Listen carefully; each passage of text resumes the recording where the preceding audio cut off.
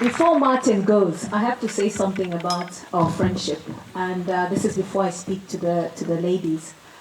You know, when we started work together, he was started 88, I started 89. There were just men, lots of boys. So they accepted me to be one of the boys. Yes.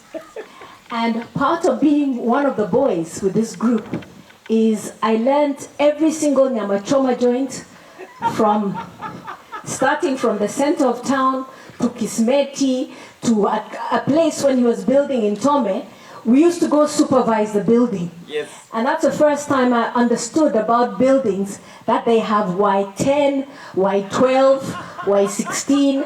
And this man here, being the true Kikuyu, had first an engineer, then he decided the engineer doesn't know what he's doing. Let's bring the foreman. Me, I know this thing here near Y12. The joy is that house is still standing. Correct? Yes. So there is something clearly to the knowledge that he had. Thank you so much, Martin, for your friendship, and thank you so much for and because sometimes she feels shy. I don't say anything. I will. No. I will. No. We actually used to enjoy her beauty, just watching it. Just watch it. And if you go into your Google, you'll discover also that your speaker today is a former Miss Kenya. We don't go for less. Look at that beauty. Thank you so much, Martin. Thank you so much, Shiro. Thank you so much, Sherry. Sherry we knew as Janet. Again, just to share a story of how she came to be called Janet, now Sherry, is amongst our friends also when we were at that time, was a lady called Janet. Now, Janet unfortunately lost her life when she was giving birth to her only son. And what Martin did, when Janet was being born, he honored Janet by naming his second daughter Janet. So that's a Janet you see here. So there's a lot of story and background in terms of where we come from. So ladies, how are you? You know, when I listened to Shiro speak, I listened to Sherry speak, I was like, now, what am I going to say? They've laid all the foundations, they've given you all the advice, they've told you the stories. So I had to sit down and ask myself, what am I going to leave you with today? And every time I speak anywhere, I ask that you don't remember every single thing I have said, that you try and remember one thing. Take out just one lesson from what I have spoken. If you feel moved, take out 2. And if you feel completely moved, you can take 3. Because in life, I say, usually the things that make a difference for you are never 100. It's usually 1 or 2 or 3 things. So this afternoon, I want to anchor the conversation on Matthew 25:14-30. How many of you know what that says? Matthew 25:14-30. The school pastor must know it. Matthew 25:14-30 is a parable of the talents. Yeah? And that's what I'm going to anchor the conversation I'm going to have this afternoon on this parable of the talents. Now, if you recall, in that particular parable, there was a master with 3 servants. He gave each, the first one 5 gifts, gave another one 3 gifts, gave one gift, and sent them away and told them, go and do what you can. And then when they came back, the one who had given 5 gifts had doubled, the one given 3 gifts had been doubled. The one who was given 1 gift, what did they do? He kept it. He hid it. And he said, you know what, Master? I'm keeping this gift because I wanted to keep it safe, because I didn't want to lose it, because I'm so grateful for what you have done. So if there's one thing why I'm anchoring my conversation today is to sit down and say, which servant are you all in this room here? As women, we are born with many gifts. Very, very many gifts. We're born with the unique gift to be the only ones who can bear children. Have you met a man who has born a child? So indeed, if we're to start the next generation without women, they say, yes, you need a man. Yeah, that happens. But the person to carry that child is a woman. So if there's no women, even if you have 100 men, yes, with no woman, are you going to have a child? Are you going to have the next generation? Are you going to have students who have made you come here today to listen, to meet, and to listen to all the wisdom? So my message to you ladies, and I'm going to talk a little bit more about it, is that if you have a talent, do not hide it. Do not think that this is what I have to be, let me keep it, Do you know how many women, for example, are beautiful, they look good, but then they decide because of some modesty or something like that, let me cover up my beauty. That is a what? Hiding one? Your one talent. Secondly, there are many of you with the potential to do what Shiro did, to run incredible businesses, to start those businesses and grow them. But what do? You tell yourself, I can't do it. I have children, I have a house, I'm not brave, I'm not this. That again is somebody who's hiding their one talent. There are many of you who have the potential to speak, to go and encourage others, to talk to other women. What do? I'm too shy, I can't. Will they listen to me? What are they going to think that I'm speaking to them? That again is hiding your one talent. So I want to leave you with a few lessons as I speak to you today. And these lessons, I hope, whichever one speaks to you, remember it.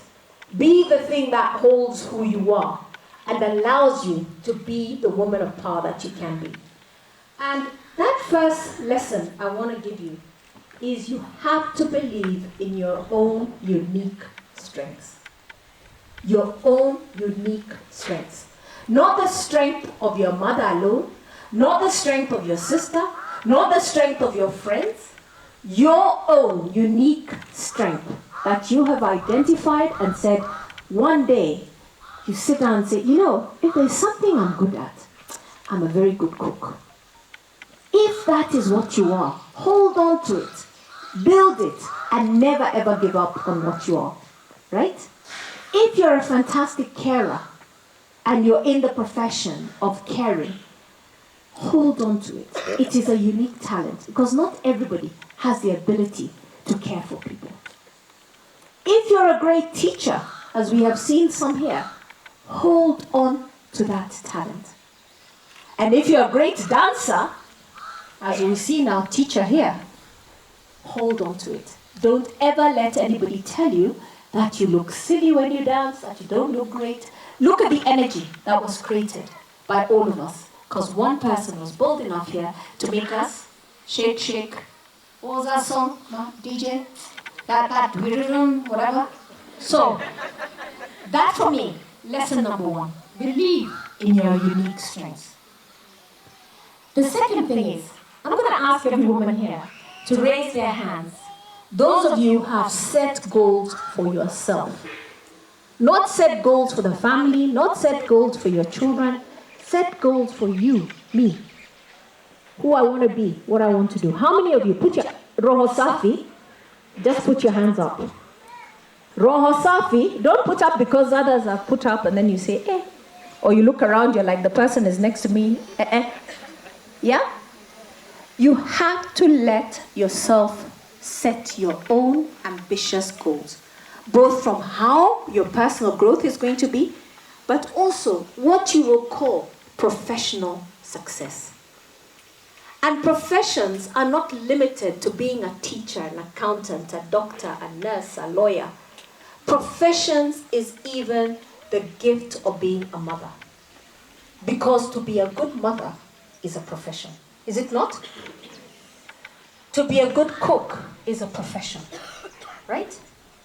So you need to ask yourself, what is the big goals? What is the ambitious goal I'm going to set for myself, for my personal growth in terms of who I want to be, but also for how I'm going to grow myself professionally? And you know, sometimes you think, if I set such a big goal, how am I going to get there? Oh my goodness, it's too hard. Break it into smaller achievements and steps to achieve momentum. This afternoon, you heard Cherie telling us a story of her mother. Her father, I was there when in fact, we're laughing about it. That 13,000 came from a Maisha Bora Sacco loan. You know, we're all members of Maisha Bora Sacco. The best Sacco we ever had. That Sacco helped us with so many different things. So 13,000 from the Sacco, with all of us offering to guarantee and not knowing whether he's going to pay back. 13,000 a long time ago was a lot of money, right? But what did Shiro do with that 13,000? She knew the ambition of what she wanted to do. She set up a small goal. I cannot afford a shop. I'll walk, I'll sell 1 to 2 to 3. Then, when there's enough money, she went and got a small shop. Then she went to a bigger shop. Do you see how that ambition started? Just from having asked her husband that I have this goal to start a business. And she just set up those small steps. So ladies, set ambitious goals for yourself. The third thing is something that you may have heard of or may not have heard of. Have you heard of a growth mindset? How many of you have heard of a growth mindset? That mentality that always says, I have to keep growing. That one where you don't sit down and say, imetosha sasa nimefika. You know? I've reached here, oh, I'm married now, I've got 2 children, everything is happy, we just bought. Alafu unasema, tosha. Right? That is not a growth mindset. A growth mindset is one where you tell yourself, what other opportunities are there every single time? And every time you achieve that achievement, what is the next one? Growth. What is the next one? What is the next one? And you keep building yourself from that perspective. If I share my example of the time I was at East Africa Industries, which became Unilever. Yes, I started as a brand manager. I wanted to be a marketing manager. But even as I started that journey, my ambition was to be a director of that company. That was always my ambition. And what it took for me is to sit down and ask, what is it going to take? Because the executive position I wanted had never been held by a woman. Yeah? And so what were the hurdles that existed? There were things which you were told, you have to do this job. Next thing is, oh, you have to have an international experience, which means working in another country. Now, you can imagine, if you have ambitions to get married and have children, there's conversations you need to have in such situations if you're going to be running to work somewhere else, isn't it? And so for me, it was about taking each step at a time and saying, this is my goal. This is where I want to go. It is important for me to reach there. If I'm ever to reach there, I have to do this international experience. And so the first experience I did, we went together with my husband. The second one, I actually went alone. And I went to South Africa for a little over 3 years with a 2-year-old, 2.5-year-old, and a 5-month baby by myself. And I stayed there for 3 years, a little over 3 years. But that is a thing it took for me to achieve my goal. And when I came back, I was a director. That is all it took. But I guess part of doing that is also what you do for other women, the example you set. In doing that mindset is that other women started to believe they can do it. They can do it. And having been the one who went first and did it, I was able then to figure out what are the things that we need to do. What did I learn from that experience which can help improve other women who wanted to go there to do the same thing? So, ladies, that is what I call a growth mindset. The next thing is, how do you own your own power? How do you make sure that you don't dim your light to make others comfortable? Do you understand that? How many times do we dim our light and say, there's a number of you, I'm sure, who took a long time deciding what you're going to wear today. Because in your head, you're thinking, what are the others going to wear? Is this going to be too much? Is this going to be too little? There's some of you who didn't dim their light and they said, you know what? This is a dress. This is how I show up in red. This is one that makes me feel good. And those heels, I know there's grass, but I'm going to wear it. And you did that. There are others who said, I don't want to be the only one who's there, who's too overdressed. I don't know. Maybe let me just be comfortable. That for me is how you dim your own light to make others comfortable. You have to learn to shine unapologetically. Speak up for yourself and advocate for what you deserve. Recognize that leadership in anything that you do comes in many forms, and you have the ability to lead from wherever you are. Are you with me? The next one, powerful thing, and it's something a lot of women always wind up being challenged for. Creating and nurturing a strong support network. Do you know, for many years I used to hear, women don't support each other, women they're difficult and everything else. That should be nonsense. It should never enter your mind. Because if you surround yourself with people who uplift and inspire you, if you choose role models who challenge, not just guide you, success is not a solo journey. It's about collaboration and it's about mutual support. So this support network is very powerful. When we were with Martin and the group that were in that first year, we're a network. We actually still have one of the most active groups. And these are people who worked together 30 years ago, goodness knows how many generations ago.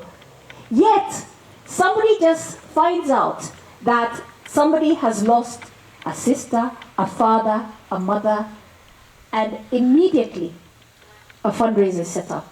We have one individual called Julius Maundu who organizes, and he just structures so-and-so Patricia 2000. This one, adds it all up. And it comes without any help, without any suggestion, and that way we support our own network.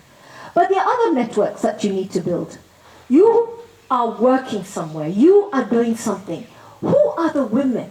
Who are the men? By the way, I'm going to tell you women that your support network should never just be women. The world is made up of how many? Men and? If you don't take advantage of one, you're just using 50% of the 50% of the resources available to you. So for me, when I look at my support network, sure, there's a lot of the women who I can speak to, we're close to, we fight, we do. When we've had tough jobs together, we can share learnings, we can do that. But the bigger thing is the men. The ones who stand by me, the ones who can be the people I speak to. I remember when I wanted to sit on boards, the first lesson I realized is that 90% of people sitting on boards are men. And the men were doing what? Recommending other men. So part of my support network was identifying this mentor, this champion, these men in this whatever who will speak and advocate for me and start my journey. So ladies, build and nurture a strong support network. The next one is one which a number of you, and I'm going to ask the ladies here to put up their hands to this one. How do you prioritize self-care and balance? This is your mental, your physical well-being, because they're very, very important for your success. How many of you take an afternoon off or a day off just to be with your friends, just to look after yourself, just to do nothing? Yeah? Even going to a spa or going to do your nails. Nails and hair is part of it. But this sense that I'm getting away from everything. How many of you have done that? How many of you women go away for a day or two just by yourself? Just by yourself, or with a couple of girlfriends. How many of you have been brave enough to do that? How many of you have built the habit of saying that, you know what, I am going to go on a retreat. And whatever that retreat offers, if it's spiritual nourishment, if it is a retreat for wellness, mental, physical, that is what I'm going to do. Because let me tell you, if you don't practice rest and self-compassion, you'll never ever be grounded. Now, women usually have a problem, because if you start to say, I'm going somewhere, how are you made to feel? Then the guilt comes. How do I leave my children? How do I explain to them who's that? How do you even explain that? But you have to start making that a priority. Taking time out to chill. Can I hear it? My priority is I'm going to take time out to chill. Because if you don't do that, unfortunately, you cannot protect your energy and you cannot achieve all the things that I've spoken to before. The next one is one which, as women, I've found we really struggle to do. And that is celebrating our achievements and our progress. You know what? This thing of self-appreciation is the struggle. Because as women, we grow up believing we have to be modest. You know the word modest? Now, in my life, my career as an executive, I had the opportunity even to interview, recruit a lot of people. And you guys, some of you may have heard of this. The difference between a CV written by a man and a CV written by a woman who are doing the same job is totally different. The man will take credit for everything. Everything. It's I did, I went, I whatever, and that one I whatever. The women, they'll spend the time agonizing, but you know that one, we're a team, how do I even take any credit for it? So their CV will be this short. The man is the one who did everything. And you'll probably find in that organization, every decision or whatever that happened in that role is a woman who did it. And that is because we feel modest. We feel I cannot speak about my achievements. I find it hard to talk about it. Martin made a joke here about my Miss Kenya. I'm one of those. Honestly and truly, I did it at the university. It was a lark, what we call a lark. I didn't think anybody would even know. And in those times, I mean, you can imagine the sense was your background, your whatever, you don't do such things. This is many years ago. It's not like now. My goodness, I'll be a social media queen. Yes? But I spent the next 30 years denying. If anybody would tell me, were you? I'll say, no, it wasn't me. Are you sure? And because I got married and I changed my name, I'm like, no, I'm Patricia Ithau. Who are you talking? Who's Patricia Mangi? I don't know who that is. Right? But it's because of that thing that you sit down and say, okay, it was an achievement. I'm not comfortable. So ladies, celebrate your achievements and your progress. The last two things I want to talk about is something called integrity and authenticity. Because if you look at the world that we're in today, it is a world where what is admired are those who are doing things, making money. Nobody asks the question how the money was made, correct? But if you have it, you're king. Have you seen how guys and bars, this, with those girls, sorry, maybe some of you don't know this, but I'll tell you. These days in the lounge bars, you know, the drinks come with girls dancing with little things, chee, chee, chee, chee, chee, and they're buying these bottles and whatever else. And there are people who are sitting there thinking, my God, that's what I want to do. That's what I want to be. But the question you ask yourself, by the time somebody is able to do that every night, do that, how do they earn that money? How do they earn that money? Most of you know somebody who was doing nothing. Today, they're living just like you. Tomorrow, they've moved out. They've got a Range Rover. They've got a this and the other. And your head is just asking yourself, what did I do wrong? Should I have worked a few more hours? Correct? But that is the power of integrity. And then when we talk about authenticity, is how you are true in all your interactions. You have to let your actions reflect what are your values and what are your principles. Correct? So, let me tell you something. Part of the reason I've gotten to where I am and the things I've done is simply because they know nobody can sit down and say I stole a shilling I didn't earn, or I got money from something I didn't work for, and everything else. So if you're looking for somebody who wants to clean up something, that is the person to do it. So own that, ladies. Believe in it and make sure that you're there. The last thing that I want to close is, and this I want you to all remember, is that you are a light. Let yourself shine. Your journey is uniquely yours. Embrace your challenges and victories along the way. Never stop believing, never ever stop believing in your potential to make a difference in your life and in the world. Make sure you keep shining and encourage others to do the same.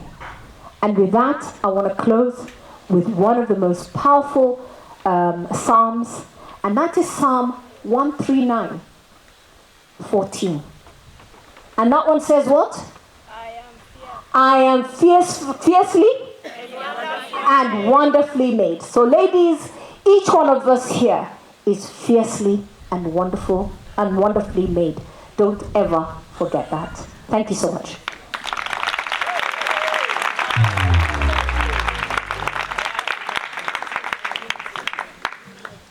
Wow, that's very amazing. That is exactly what we were waiting for. And at the beginning she said, even if you don't pick everything, make sure that you take a point, 2 points or 3 points. And I'm sure each one of us has got a point. Thank you very much, Madam Patricia. You have done it well. Believing in ourselves, we have been reminded that we need to believe in ourselves. And one thing that I have picked is about setting ambitious goals. And we start small until we get to that. I'm sure each one of us has got a point or 2. Madam Patricia, with all humility, I want to once again to welcome here. We have a small gift, a small appreciation because of reminding us as the mothers. And I'm doing it on behalf of all these mothers. Kindly. Thank you. Thank you.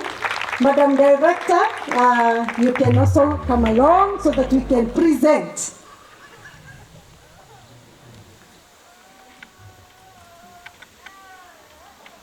Taking me love, I've never seen. So far, Wow.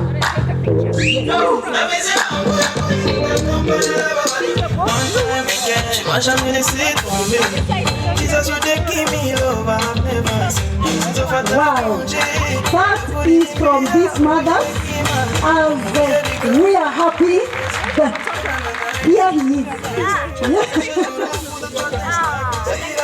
God bless you so much, Madam Patricia. You have done it well. We are not going to remain the same.